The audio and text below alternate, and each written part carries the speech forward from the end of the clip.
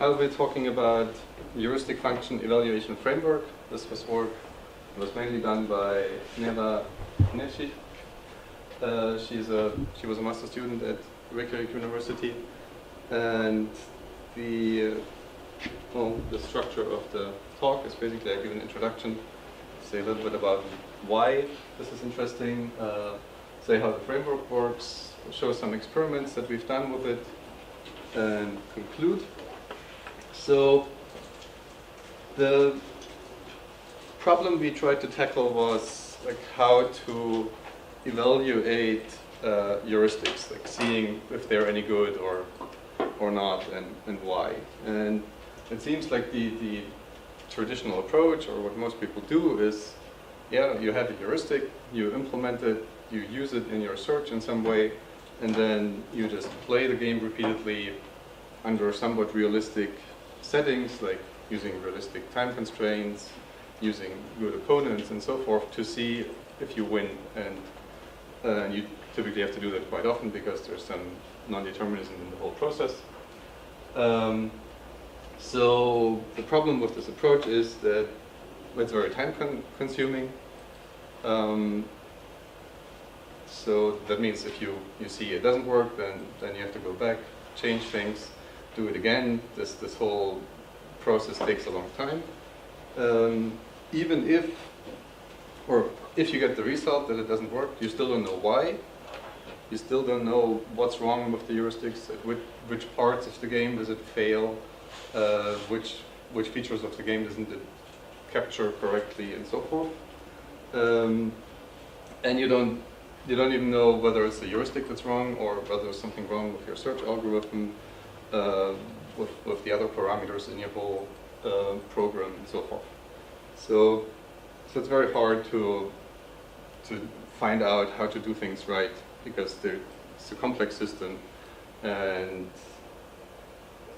so the idea that we have is you should test each part separately, or at least to some extent. You won't be able to probably test everything separately, then just plug things together and it will just work. This won't be the case, but at least before you plug things together, you should test things separately to see if they make sense, and then you can see if the combination works as well. So the goal was to have something that gives us a faster feedback, whether our heuristics work or not. Also more detailed feedback, so that we can see what doesn't work or what is good. And since I'm mainly interested in general game playing, I wanted to have something that is game independent, so that we can use for arbitrary games. So these were the goals, and then this is what we came up with. You start by basically taking samples of the state space of the game, because states from the state space, somewhat randomly distributed, and try to find out what are the ground truth values for those states. Like, ideally, the game theoretic values. Typically, for interesting games, we don't know the game theoretic values, so then we'll have to find some good replacement for those that we can use. Then compute the heuristic values of those states. And we would expect this first part, this pre-computation, to be relatively slow, but we only have to do this once. And then computing the heuristic values in those states, this is fast. So we can do that we can change the heuristic and recompute those. That doesn't take any time. Then compare those heuristic values to the ground truth, and using different metrics to capture different aspects of the heuristic. And so because just comparing the heuristic value to the game theoretic value of the state probably doesn't mean too much. For some heuristics, it doesn't actually matter whether they capture the correct game theoretic value. All you care about is that they order the moves correctly or other aspects. So this is why we need different metrics to compare these heuristics. So the framework we have So this is code you can get, it's out there, you can download, you can run. Consists of 3 layers, basically. There's the bottom layer is benchmark data generation. So this is code that is based on the general game playing, like the GDL, games described in GDL. They can just be plugged in, and it allows you to compute a database, like select samples from the state space, compute a database of states and the values of those states, or better, even the values of the moves in those states. What we have implemented so far is basically using Monte Carlo tree search with UCT to do this. And I see some skepticism. And this is right. We also did some experiments to see if this actually works, like if we can actually use those values. This also allows import of other data sources. So if you have a solver for some specific game, you can use that to compute the data, then just bring it into the right format and import it in the system. The second part is the heuristic function analysis.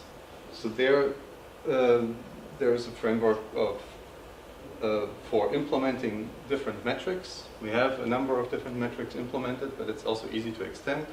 Implement your own metrics, and it also has the code that does the access to the database, aggregating the data, and so forth. And the last part is the graphical user interface and visualization. So there is a user interface that allows you to select the databases or select the data source, select which data you want to look at, how to aggregate it, what metrics to use, what heuristic to use, and so forth. And generally just get a graphical visualization of the data in the form of plots.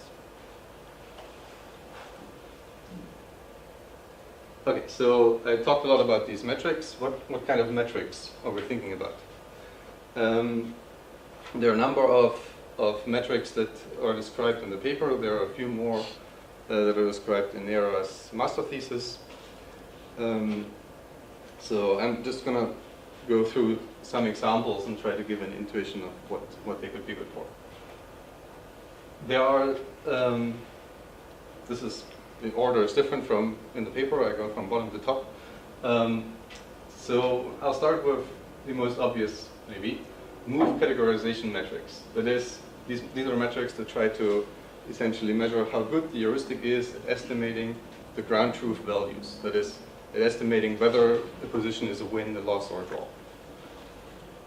Or in more general terms, the value of the position.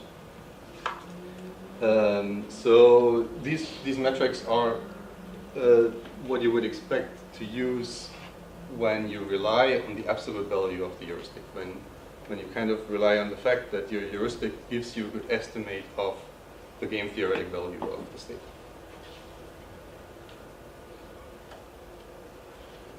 A little different, but somewhat related, are expected score metrics, and that is, suppose we have a heuristic that estimates the values of moves in a state, and the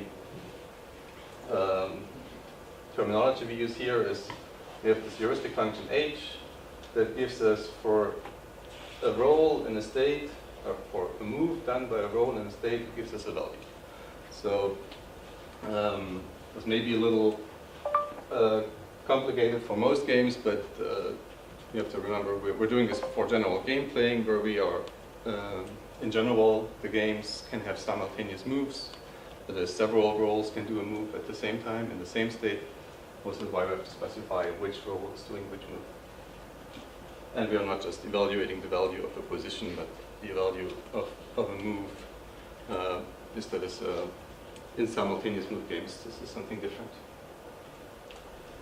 Okay, so we have this heuristic function, and the idea is, if we use this heuristic function to sample moves, that is, for instance, if you use this heuristic function as a play-out strategy in Monte Carlo research, right? You evaluate the moves, and then based on the values of those moves, you choose how compute a probability of how likely is it to choose the move and sample the moves based on those probabilities. So you have the heuristic values, you have a sampling function f that computes the probability based on those heuristic values, and then you weigh those with the actual ground truth values of those moves. That is the game theoretic value of those moves, ideally. And it gives you the expected score of sampling moves based on their heuristic values. So that is one metric.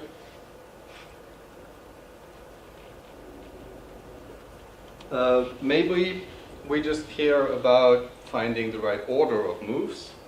So there we can define move ordering metrics that just try to measure how good is the order of the moves as given by the heuristic values compared to the actual game theoretic values.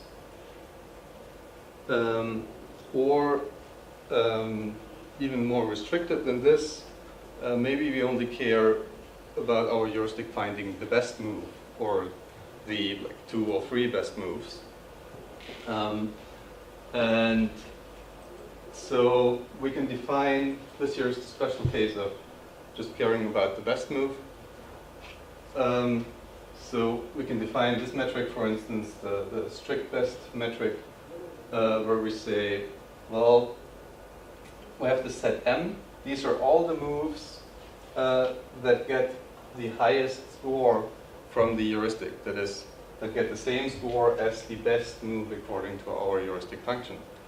Right? Ideally, this is just one, but typically several of the moves will be rated the same, and we'll just put them all in the bin. So this is this bin.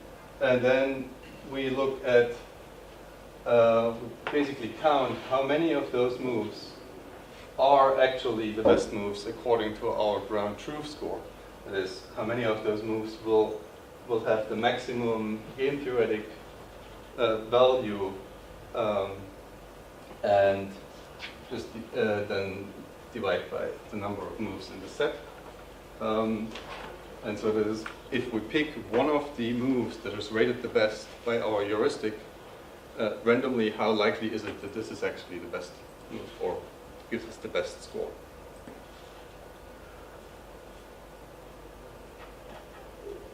Okay, and finally we have some metrics that have nothing to do with the heuristic at all, that are just there to measure certain aspects of a game,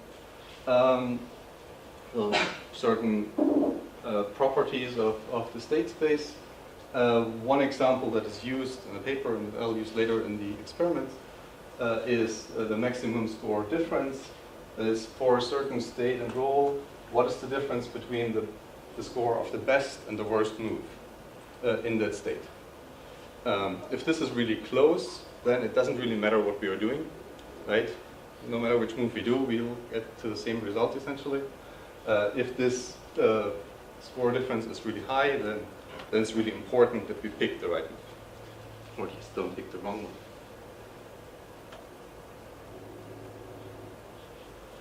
Okay, so we did a number of experiments. The first one was, since we don't have the ground truth values, right, we don't have game theoretic values typically, we need a good replacement. The only good strategy we have at the moment for general game playing is Monte Carlo tree search. Since we don't have any game-specific heuristics we can use, we really need to do something that doesn't need much in terms of heuristics. So can we use MCTS values to replace game theoretic values, at least for checking whether heuristics are good or not? Right? This is what we try to answer. And for this, we needed a game where we actually had game theoretic values. The only thing we just had access to easily was Connect 4.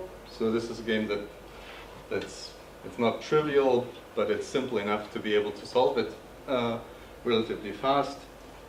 And So we computed the game theoretic values for that, and then took samples of the state space and run MCTS in those states for like 1 hour or 3 hours per state.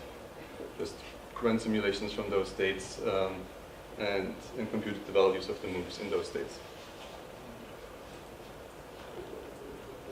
And then we try to answer 2 questions. So, do these MCDS scores that we get reflect the same properties of the game? So if we use those those metrics that measure features of the game, do we see similar results in the MCTS values that we see in the game theoretic values? And finally, can we use the MCTS values to replace prime truth values when we evaluate whether a heuristic is good or not in this game? So the first one, and this graph probably needs a little bit of explanation. So here we have the dashed blue line is the game theoretic or ground truth data set. The graph shows what is the score differential, like the minimum versus maximum score of the moves in one state over the course of the game. So on the x-axis is the depth of the game. It's like the progress of the game. Well, if we just look at the dashed blue line for now, we see at the beginning the score differential is relatively high. Also in the middle game, then it drops, and then it goes up again just before the end here. So basically this tells us that if we look at the game, that kind of here in the middle game, this is where it matters the most. It is sort of important in the beginning to do the right thing, but in the middle game, this is where the game gets decided. And basically after that, it's just playing it out, and then for games that are really long, play out until the end, it's important to do the right thing at the very end. So that dash blue line is the ground truth data set. The purple line is based on the MCTS data set with 1 hour computation time, and the green line with 3 hour computation time per state. And what we can see is that those lines don't match perfectly, but they are pretty close. Right? They show the same sort of trends. And what we had to do to actually see this is the MCTS data sets, they are on a separate y-axis, so they're not in the same scale. And what we did to get these graphs is we didn't use the Q values as computed by MCTS. We used the number of simulations for each move and the logarithm of that. So this is the second y-axis here. So log of n sort of matches the difference of the logs of n between best and worst move, sort of matches the score differential between best and worst move. That is what we found.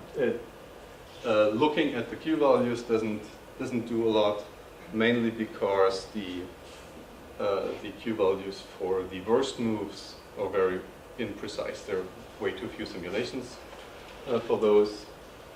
And just looking at the n as a whole doesn't work because there's an exponential distribution there. Right? The best moves get exponentially more simulations than the worst. Okay, so we can use MCTS to look at certain aspects of the game. That's kind of the result here, but we have to be careful how to look at the data.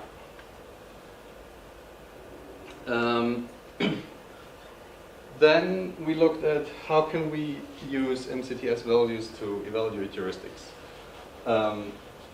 And we looked at the different metrics and found out basically move categorization metrics, that is metrics that look at the value, the absolute values of the heuristics. We can't use those comparing to MCTS values because just the Q values that we get from MCTS are no good. They are not good estimates of the game theoretic values. So that doesn't work. Move ordering metrics, where we look at the order of all the moves, they don't work too well because MCTS seems to be good at picking out the best moves, but doesn't really care about the order of the bad moves. So so these metrics don't really work. They don't really show the same results if we do it with MCTS and the ground truth data.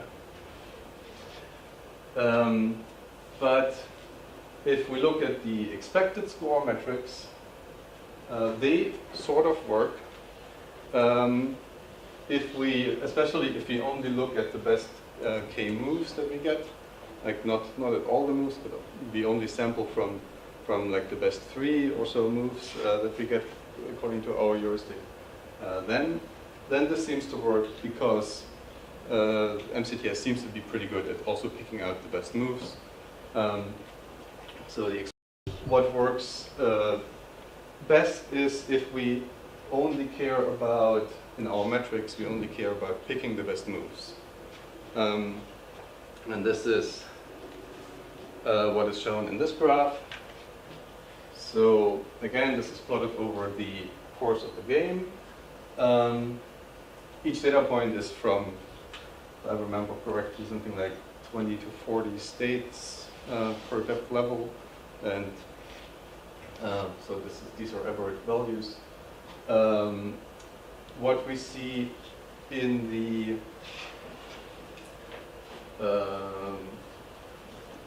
red plots, they are measuring the strict best metric of our heuristics with the MCTS data set in the solid line and with the actual game theoretic value data set in the dashed line. And you see these red solid line and red dashed line, they're relatively close. There are some differences, but you see sort of the same trend there. And even if you don't look at the heuristic, but you basically just look at what happens if I pick a random move as the best move, and in the MCTS data set and in the ground truth data set, you also get, these are the blue lines, so you also get very similar curves here.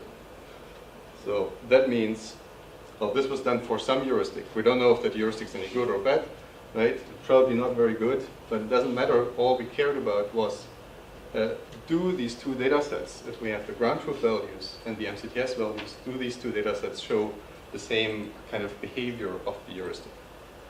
And it seems they do if you only care about picking the best move, at least.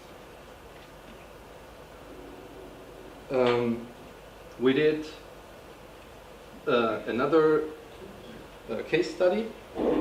This is based on heuristic functions that we developed for general game playing with a different master student last year. There were some mixed results. We tried them on a number of games, and in this table you say basically what happens if we play just pure MCTS against MCTS with using the heuristics for certain aspects. That's like for the playouts here in the tree only, and in both here, and bold numbers show which side wins. Just want to point out two games. Checkers, for instance, here, pure MCTS wins against the player with the heuristics, or they are pretty even here in this case. So there the heuristics doesn't seem to work. And Pentago here, no matter how we use the heuristic, it's always significantly better than without. Right? So this is a game where the heuristic works, and Checker Small is one where the heuristics doesn't work. So let's try and find out why. So we did the analysis with the system on Pentago here. The purple line is just the score differential So that shows which parts of the state space are, in which parts of the state space is important to get the right decision. And the solid blue line shows the strict best metric, as how likely is it to pick the actual best move if we just pick the best move according to our heuristic. And the dashed line is the baseline. How likely is it to do this if you just pick randomly, not looking at the heuristic values? And you see that the strict best metric, or that if we pick the best move according to our heuristic, we are more likely to pick the best move than if we do it randomly, at least here towards the end of the game, where it seems to be more important to do it. So in the parts of the game where the score differential between moves is high, so it's important to pick the right move, there the heuristic does pick the right move significantly more often than just the random baseline. In checkers, we see a different picture. The heuristics is basically always below the baseline. Like just picking a move randomly would be better than picking the move according to the heuristic. And so this is a good explanation for why this doesn't work in checkers. What is checker small? Which board size? I believe this is I would have to look it up, but I believe it's a 6x6.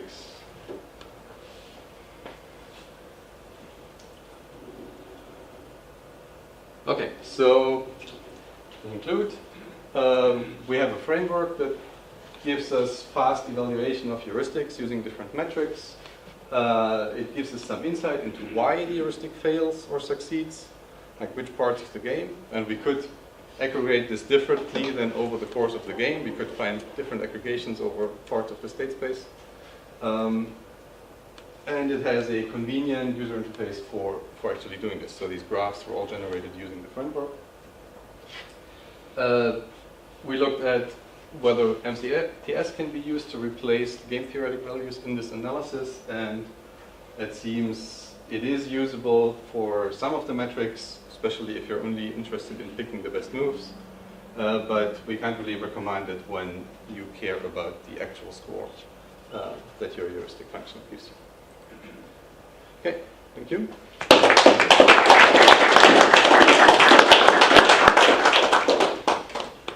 So questions, please. Jos. Maybe you can go back to slide number 13. Mm-hmm.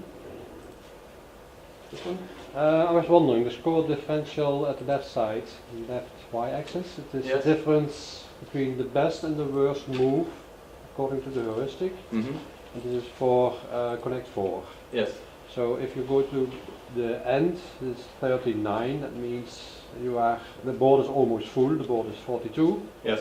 So I would expect that the score differential would be 1.0 or maybe even 2.0. I mean, In the at the end at 40 or 39, because only the difference is between an obvious win and a very obvious blunder, losing or maybe drawing the game. I think this may be a feature maybe because we did not do this for the whole state space. Right. The MCTS values we computed on samples of the state space. Yeah, but So the dotted blue line, so the GT. Yeah, and this is of course for the same states. So each data point that you see here is an aggregate of a number of states. I would have to look up the number. I don't remember. Something like 40 states or so. Oh, okay. So here. it's also including points so it's where 40 there is no random difference. states at this level of the tree that were selected, and for those states we looked at what is the score differential in the ground truth data set, average what is the score differential in the MCTS data set. Okay. Yeah, then I understand. Yeah. And that, otherwise you're not comparing scores of different states, right? We are comparing scores of the moves in one state. Yeah. And what I would expect actually, is to see something like this drop to 0 because towards the end of the game, it should be pretty much decided. Like no matter what I do, I will lose, or no matter what I do, I will win. This is what I would sort of maybe you expect, have but an obvious win, but if you make a blunder move, then you... yeah, maybe there are blunder moves, and I guess this is what happens here. So Yeah. you see some blunder moves there. Okay, one final question. Ingo. Did you think about a cross-relation between your approach and neural network approach for the same task? Neural network for learning heuristics, or Not for learning the heuristics, but the neural network for evaluating the heuristics. But how do you want to evaluate heuristic with a neural network? You have some sample positions. Yes. For these positions, you know the game theoretic values and the values of your heuristic. And then the network has some hidden layers and some output nodes, and tries to predict the you game want to theoretic predict values. how your heuristic will perform on this or that position. Yes. No, I haven't thought about this, but yeah, it's the question: can this be done fast, right? And this was one of the goals. Can we do this without having to do any search? Okay. Yeah. Maybe we can discuss later. Yeah. Okay, let's thank Stephan again.